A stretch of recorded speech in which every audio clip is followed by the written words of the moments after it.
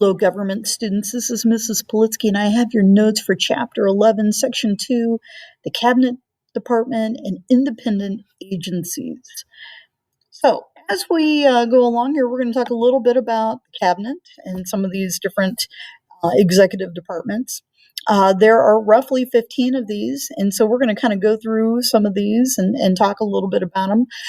When we talk about the agricultural department, uh, this is the department that deals with farming and agriculture and food. When we talk about our hot lunch programs, a lot of that is funded by the Department of Agriculture. For the most part, they're working not only with the producers, but they're also working with people who are recipients of government support and stuff like that. Anyway, the Energy Department, they help direct energy policy. Our Department of Interior manages our national parks and natural resources. The Commerce Department, this is dealing with business and trade. Health and Human Services are dealing with public health and social services. Our Justice Department, for the most part, is enforcing federal laws. Our Defense Department is concerned about our armed forces and national security. Department of Homeland Security is guarding against us, guarding against terrorism.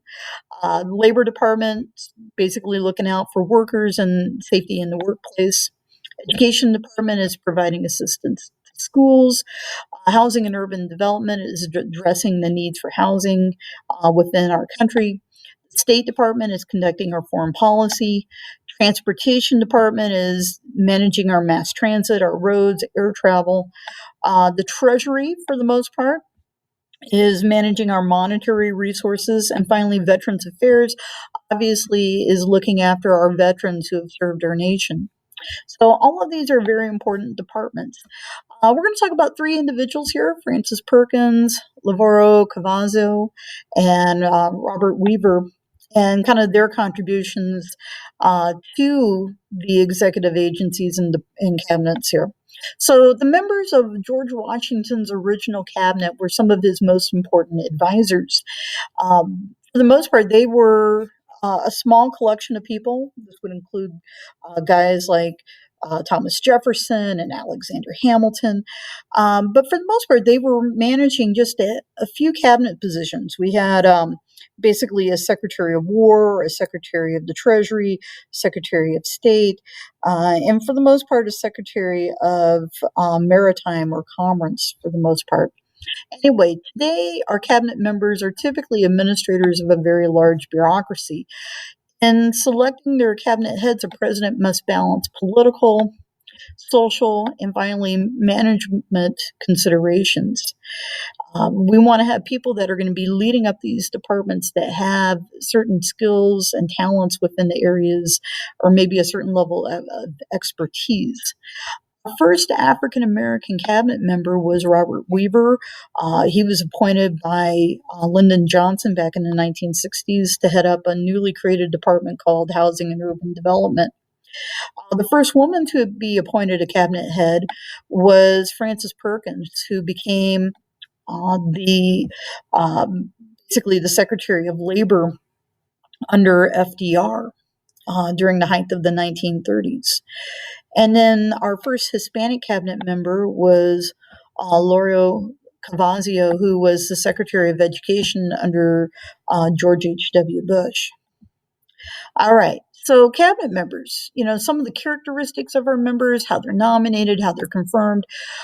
Cabinet members, for the most part, typically they're college graduates that hold advanced degrees. What I mean by that is they either have a master's degree or a doctorate.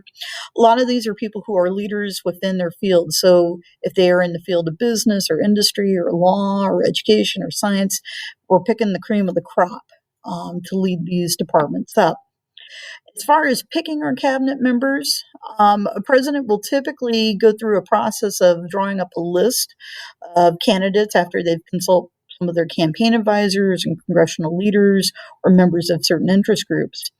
And campaign staffers will meet with these candidates. They'll try to discuss some of the issues that are facing the department, kind of get a feel for that. And finally, the name of this potential nominee will typically be leaked to the media. And what happens is once that name is out there for the media to kind of, criticize, if you want to call it that. We'll find out whether or not this candidate has the support of the public. Okay, so once that name is out there, we've got to go through a confirmation process. So the Senate's going to hold confirmation hearings on the nominees, and what's going to happen is that nominee is going to be brought before a panel of senators, and they're going to be basically interrogated. They're going to be asked a lot of questions. The nominee to the head of each department appears before the Senate committee that oversees that department and answer questions about their background and views. And then finally, the Senate will probably cooperate with the process and they will probably eventually approve this name. Occasionally, that does not happen, especially if there's some scandal in the background. And every so often that does happen in this day and age. So it is kind of a contentious area, but factors that can interfere with a cabinet member's usefulness to the president, they have conflicting loyalties. And occasionally this will happen where you have a member who has been maybe a cabinet person who has been confirmed, they're in the position, and then they find that, doing their job is not as easy as they thought. And maybe they want to have more involvement with their family, or maybe they feel like they need to be closer to home. And that might lead a person to want to vacate that office. Okay. Other things can be competition among other cabinet members. There's always jealousy out there, and certainly that can get in the way. And every so often, that is an issue that happens in certain administrations. The other is secrecy and trust. Sometimes we have cabinet members who can't keep their mouths shut. And there are some things that the president doesn't necessarily want out there. They could be, classified information.